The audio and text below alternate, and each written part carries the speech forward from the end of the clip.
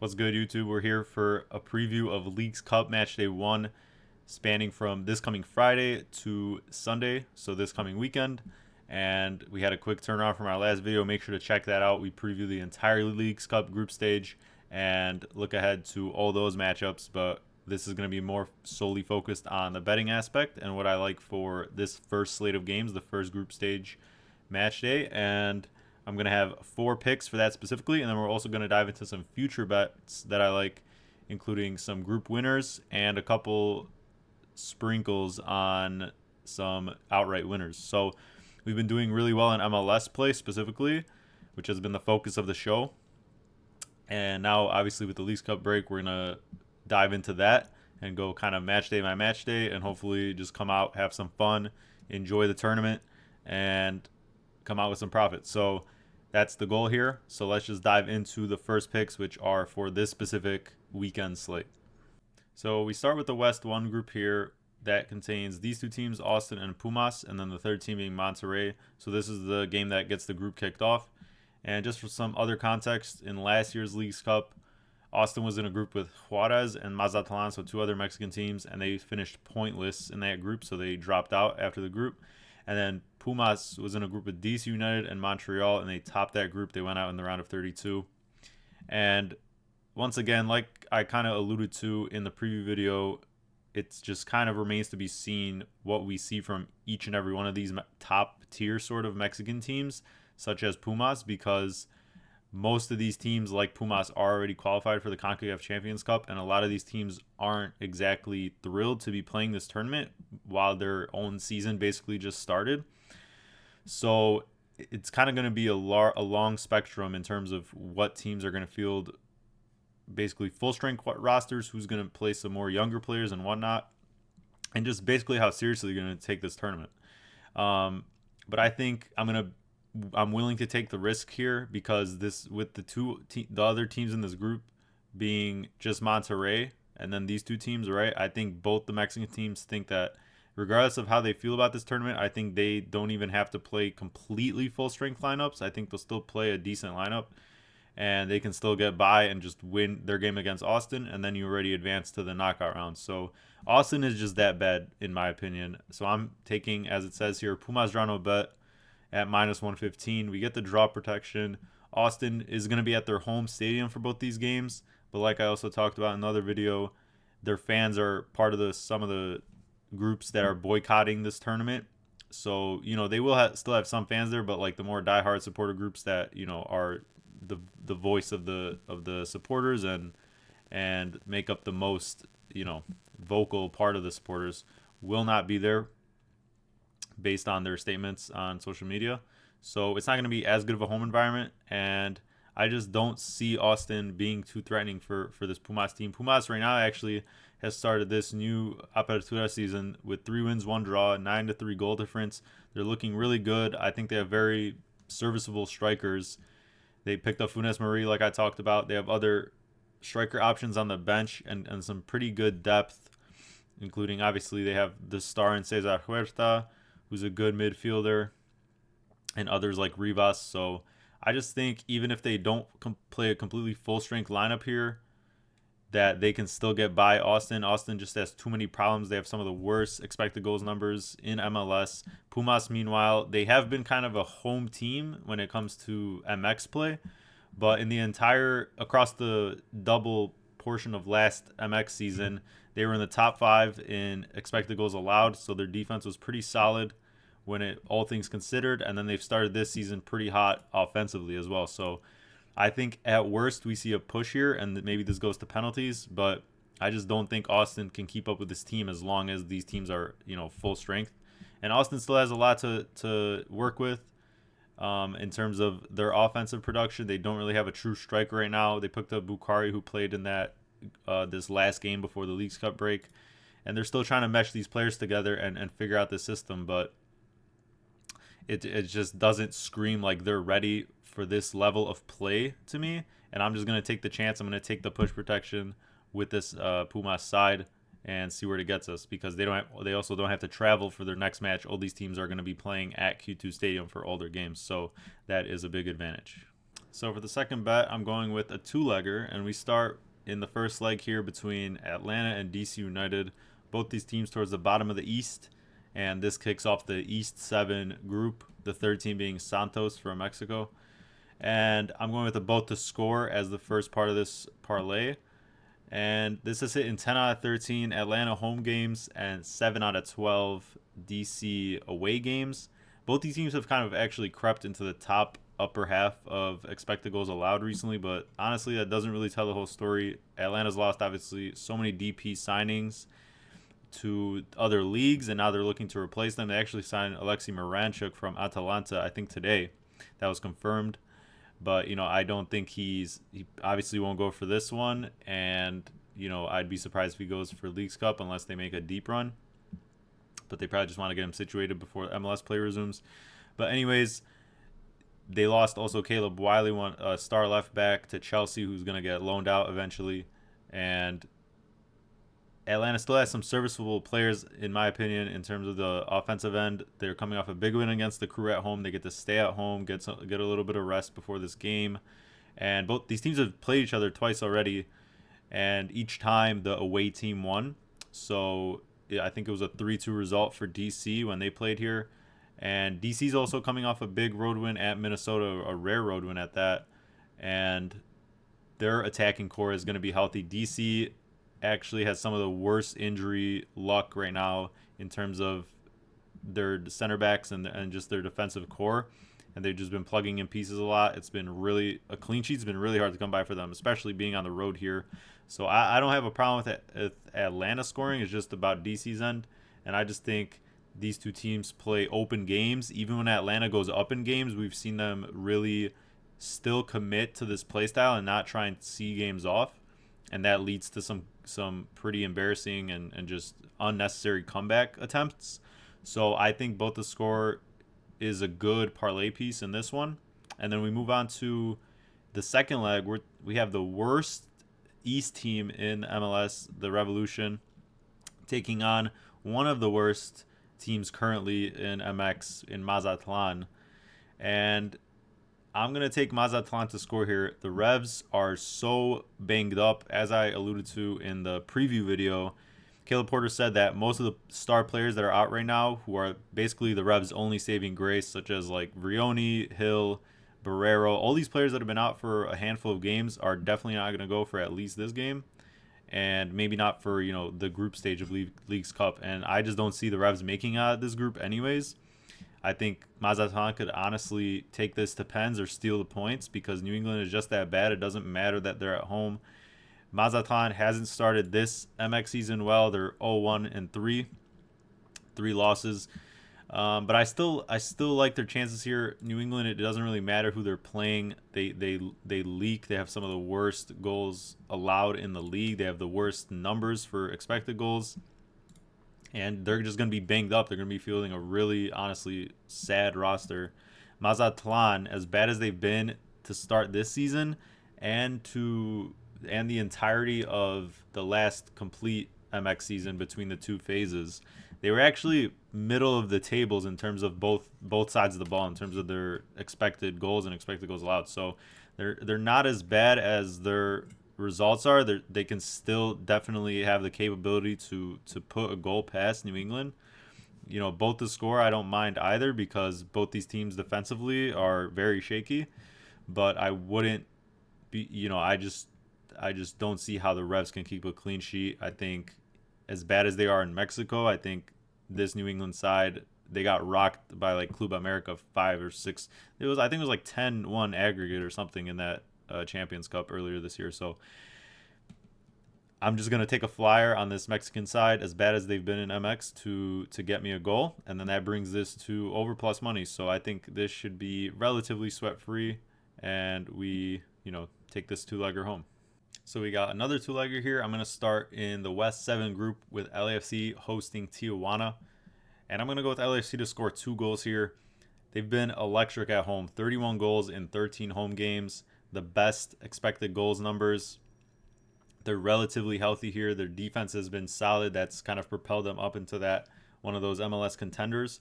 And Tijuana, on the other hand, they were in the last MX season, the two phases combined, they were kind of in that lower end in terms of the expected goals allowed numbers. They've kind of been a mid-table team for a little bit now. And this season, they've started in their 4 games. They have 7 goals for and 7 goals allowed. So, really, on both sides of the ball, attacking wise, they're okay. Defensively, they're not very solid. And LAFC is a team that we know, especially at home, can run up the score.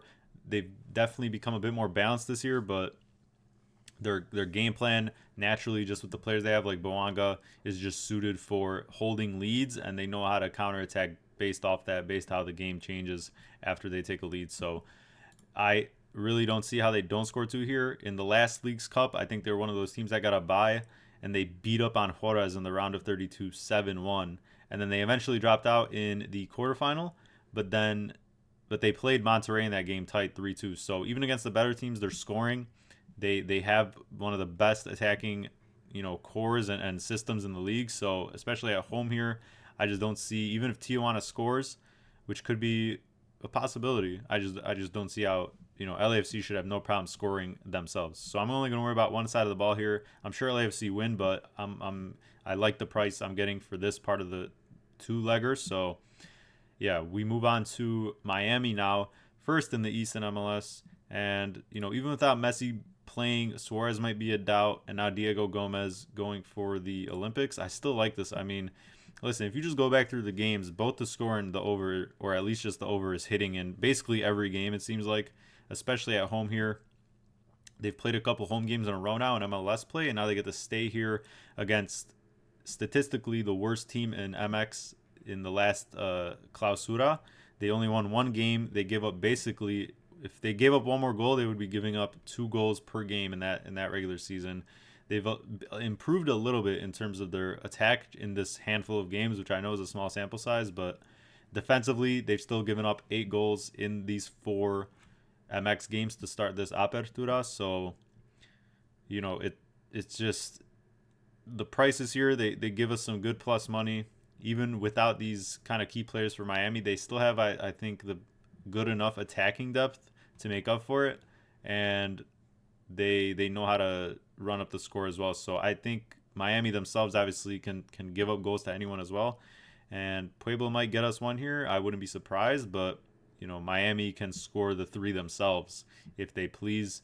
And both teams in this group, Miami and Tigres, should easily beat up on Puebla, and then they play each other in that final group game, and by then they should just be chilling and already through. So this should be a pretty straightforward win for both these MLS teams, I feel like, against some middle to very low table sides in MX. And I'm going to take, since obviously that each side of this is pretty juicy, I'm just going to combine them, and I like the odds we're getting on it. So we're going to test our luck and see that these MLS teams, each one of the best in their respective conferences, start off really strong. We close out Matchday 1 with another Mexican team, and I'm taking Chivas on draw no bet. If you make any team against the Earthquakes playable, especially on a draw no bet like this, it's hard not to take it. Really, once again, the only worry here is how seriously Chivas takes this, but it's kind of a unique situation because they are qualified for the Champions Cup, and that's obviously why they may not take this seriously, right? Because that's what kind of one of those top seeds in the Leagues Cup gets you. But they are coming to LA here. Their group consists of the Quakes and LA Galaxy, and obviously we know about Chivas USA, the old MLS team, before that got disbanded. And they have a large, obviously, Chivas contingent there already, and they're going to be playing this game actually at Levi Stadium, so it's more of a neutral site instead of playing at the Quakes. So listen, you're on a neutral site against the Quakes. The Quakes did actually play at Levi Stadium earlier this season. They actually beat LAFC like 4-1 in a really surprising win, and since then it's been all downhill for the Quakes. It was already downhill before that, but that was just a surprising kind of anomaly. But the Quakes obviously have one of the worst goalkeeping rooms in the league. They have one of the worst defenses, the worst expected goals allowed numbers, and their offense really hasn't contributed, especially in the recent month or so, to kind of make up for that or make games competitive. And Chivas, meanwhile, the entirety of the last MX season, They were a top 3 team in terms of expected goals allowed. This season, they've already held 3 clean sheets in their 4 games. So defensively, they're very solid. They like to play tighter games. And Cade Cala actually is going to be making his return here. He was sent out to Chivas from San Jose, and he kind of had a disappointing start to his life there at the end of the last MX season. But right now, to start, he's got, I think, a couple or 3 goals to start the season. So that's definitely good for him and his confidence. And obviously, they're running out Chicharito, which isn't the best, option at the moment, just because he's so old and whatever. But they still have, a solid core, I would say, a solid defense.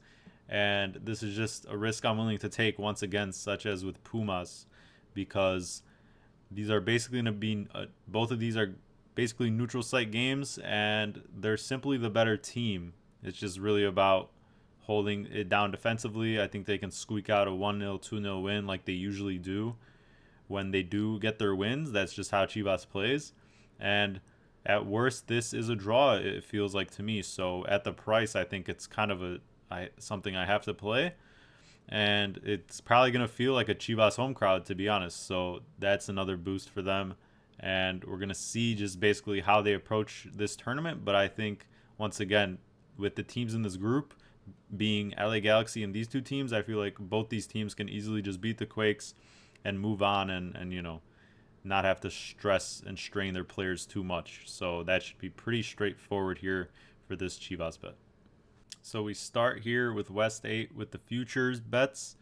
And I'm going to have 3 futures for the group winners I like. And then I'm going to have 2 ones for the outright champions. And we start here with the Dynamo. I'm taking them for plus 200. I think this is really good value. I mean, they're the team hosting both the home games. They start this group off facing Atlas, who's kind of been another mid-table team since they won one of the MX seasons a couple years ago. From what I remember, they've just been kind of a mid-table team. They can make this group tricky, though. They're definitely not a free out like some of these other teams we've already discussed in Mexico, but I think their home field advantage is core to this. And the other part of this is that RSL, like I said, Chicho Arango is going to be missing as part of his suspension for their first game against Atlas, which is the second game in this group after the Dynamo take on Atlas. So the RSL will host that Atlas game, but they have been a little shaky defensively recently. They did get Justin Gladbach in their recent game, but they lost to the Rapids 3-2, kind of a weaker Rapid side as well without Mihailovic in there. And then the final group game here being the Dynamo hosting RSL. So Arango would be back for that game. But the Dynamo, like I talked about, they played RSL close about a month ago, a couple weeks ago. It was a 4-3 result for RSL. The Dynamo are just a really, really solidly built roster, and now they finally added what they hope to be a solid number 9 with Ezekiel Ponce. And it's just the roster that's really well constructed. They're one of the best possession sides in MLS. They like to control the ball a lot. They like to be on the front foot. And they just have the pieces around to get the job done. Carrasquilla, Bassi, these are just solid midfielders and attacking players that have been solid for the past year and a half or so. Hector Herrera. I mean, this is just value in my opinion with the way everything's set up. I think Atlas can be sneaky in this group and make games tough for both of these teams, and maybe a little bit more for RSL since they'll be missing their top goal scorer. They obviously have the depth to make up for that maybe, but I'd rather trust the team that's at full strength here, gets both home games, and gets a little bit of rest between their games since they get to play the first game and the last game in this group. And then the other 2 teams have to play either the middle in first or middle in last. So all these factors point towards Dynamo having a really good chance, I think, to win this group. And I'm going to take the value there. I think this is one that I just can't pass on. Moving on to East 3, where we've already discussed this group as part of one of the 2-leggers we have for Matchday 1, but I'm taking Tigres at plus money here. Miami is favored to win this group, and it really just all falls on this final group stage game, in my opinion, because both these teams get to play Puebla first, which I think should be a pretty simple 3 points, and that, honestly, if any team's going to struggle more with the Puebla, if at all, it would be Miami. I don't think Tigres would drop points to Puebla. They obviously are much more used to playing them in MX. And then this final game is going to be a neutral site game at NRG Stadium between Tigres and Miami. And it's really just, once again, how Tigres approaches this, because they are through to that Champions Cup, but they still have they have just a surplus of attacking pieces, honestly, where they can plug in and still get the job done against this Miami team. And, maybe it goes to penalties, but I'm going to be taking the value there. I think both these teams will be content going into that final match, already probably through, like I said, and Tigres is simply just the better team. Miami, like I said, missing Messi probably for the group stage at the very least. Definitely ruled out for the first match. Most likely for the group stage. Suarez is kind of a doubt. Now Diego Gomez is gone for the Olympics. And their defense has improved just a slightly. I mean, they're still giving up at least a goal basically every game, but they still have improved. But Tigres will pounce on that, and they've been obviously one of the best MX sides, in recent history. So it's hard not to take that value. I think Miami's going to prefer to rest players if they're already through, and Tigres, if they both rest players for that final game, I think Tigres just has the better depth to make up for it. So that's a pretty, straightforward reasoning there. To close out the group picks, I'm going with the Sounders to win West 6. They open this group hosting Minnesota, and then they have a break while the other two teams go at it, and then they host Necaxa in the final group game. And the Sounders have really been picking up as of late. They've gotten healthy. Pedro de la Vega is finally starting again, one of their younger stars who we haven't gotten to see enough of yet, and he can make some statements in this tournament. And this is just a weaker group. Minnesota started strong. They've fallen hard, partially because of the players they've had that have left for these tournaments. They came back and they just beat up on San Jose, who was obviously, like we talked about, the worst team in MLS. But before that, they were on a 9-match winless run. And these two teams already played, Seattle and Minnesota, and Seattle won 2-0 at home. They've been very solid at home. They just lost to LAFC, actually, which, most teams do. But before that, I think we're on a 5-win streak at home. They've been just very, very consistent there as the season has picked up. 6 wins, 5 draws, 2 losses. And their defense has been up there as one of the top 5 in the league as this season has rolled on. Necaxa, on the other hand, I just don't think they threatened the Sounders specifically as well in this group. And the Sounders are going to have rest before that last match with them.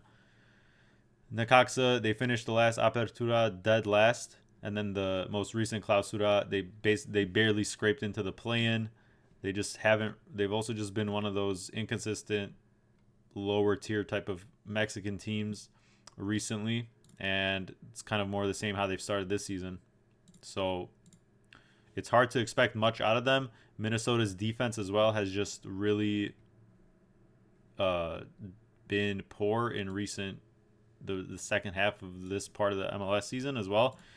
And they've kind of had a couple injuries in that back line as well recently. So that all leads me to believe that the Sounders should really have no problems, especially with the home advantage they're getting here, to get first out of this group. And I think that maybe these other two teams can take points off each other, so that maybe if the Sounders slip up and are forced to a shootout with one of these teams and win, that, they maybe... I still see, honestly, 6 points for them, but there's a lot of routes that this group can go, especially with the draws that go to penalties. And, I'm not going to bet on each individual game they play here, but they're going to be favored in both. And I think at the price and just their experience, especially against Minnesota, and then a poor Mexican side, I think it's still good value at even odds. So that's going to close out with my third group winner. So for my outright winners, I went with one team from each league. And we start with Cruz Azul in Mexico, and that's at plus 2,900. You guys should really, if you go any route with a tournament winner, you should really look around, because each book has honestly way varying prices. So both these are going to be half units. And I start with Cruz Azul. Just such a turnaround in this past year or so under Anselmi. He's taken this kind of middle kind of tier roster and just really gotten the most out of them, especially defensively. They've been very solid. They were runners up in the Clausura regular season, and then obviously lost in the final, a very tight final, to Club America. And now they've started this season very strong as well. 3 wins, 1 draw, a 9-1 goal difference. I just think that all these attacking players as well just really complement each other. And now they added Giacomakis, more of a true 9, just to boost their depth. And I know that he's going to want to get going and make his mark again in MLS now that he's moved away from Atlanta and gone here. And their group consists of the Union and Charlotte. The Union, obviously, one of the worst teams this year. They've kind of rebounded in a way and gotten a little bit healthier, but they still have a lot of key losses gone for the Olympics and other kind of injury problems that, you know, they should definitely qualify to this group. They're going to play these teams tightly. They're not going to give up much. And obviously it's just about the motivation factor as well, right? Like, not to harp on it so much, but you really don't know what to expect from most of these Mexican teams.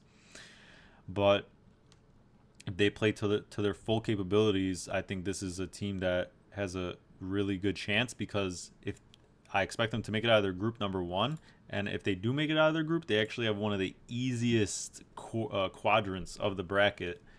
No matter if they get first or second, their quadrant of the bracket is going to contain teams like DC, Atlanta, Orlando, Mazatlan, teams from these kind of weaker groups.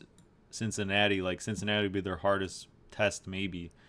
It's just about, you know, whether they take it seriously, if they want to risk their players and or just, you know, focus on the Mexican League once it starts back up. But the path is laid out for them. I think they can easily make a semifinal if they obviously go full strength, and none of these other teams in that quadrant can really challenge them. And then that sets up a potential semifinal with the Crew, which is in the same side of the bracket but just in a different quadrant. And with the Crew here, we got plus 1100 for one of the, obviously, I think the best team in MLS, the most well-rounded team. They've already had experience, obviously, with the Champions Cup, beating teams like Tigres and others, just these higher teams, Monterrey, in the Champions Cup. And if they obviously have the bye as well, so they don't have to play the group stage. They're going to play the second place team out of the group with Chicago, Toluca, and Kansas City, which will likely be one of those 2 MLS teams. I feel like Toluca will top that group. And then a potential rematch in the round of 16 with one of Pachuca or Miami or Tigres, probably. It just depends how that group pans out. But, you know, I think if they play Miami in that sense, I think they probably beat them, honestly, especially if Messi's still not playing, because he'll have such an influence. Obviously, they lost to Miami without Messi when they traveled to Miami earlier this season, but I still like them in a rematch, honestly. I just don't think there were a lot of factors that played into that loss, such as a very long road trip and coming off that Champions Cup. But I like both these teams. Both these teams can basically meet in the semifinal, and then, you know, if that obviously plays out, then you have one of these being a finalist. And I think they each have, especially Cruz Azul, with the price we're getting and just how solid they are defensively. Defense wins championships, and now they've improved their attacking core. I think these are the two of the most well-rounded teams, and especially with the Crew as well, you're probably going to get them hosting games as it goes on, because they were one of those teams that got the bye. So if that, I'm not completely sure how that works, because I know, like, with Club America, as one of the Mexican teams, as the only Mexican team that qualified straight to the round of 32, they get hub privileges, which means they get to have the same neutral site, or at least a neutral site up until like the quarterfinal. So that helps them. And I think with the Crew as well, I think they would just be hosting games since they're such a high seed and being straight into the round of 32. So I think the paths are just looking well for these 2 teams. Crew obviously don't even have to play the group stage. They get extra rest. And I feel like, especially with the Crew, they're going to take it seriously. They got into the final of the Champions Cup, lost to Pachuca. I think they're going to want some more. They're going to go for as many trophies as they can here, not being in the Open Cup. And this is some really good value, especially for Cruz Azul. So I really like these 2 teams. These are basically one of the top 2 or 3 teams in their respective leagues, and as long as they take it seriously, the path lines up. So that's kind of where my head's at with that one. Thanks for watching, everyone. Make sure to check out the preview video for the entire Leagues Cup if you're interested in more analysis of the group stage. and I'm looking forward to this slate, and we're going to have a video for the next couple of group stage slates as well, so look out for those. In the meantime, check out my Twitter at MLS Digest, and make sure to like and subscribe if you enjoyed the content and want it to keep coming. Looking to make some more videos like I talked about. And in the meantime, good luck and enjoy the games.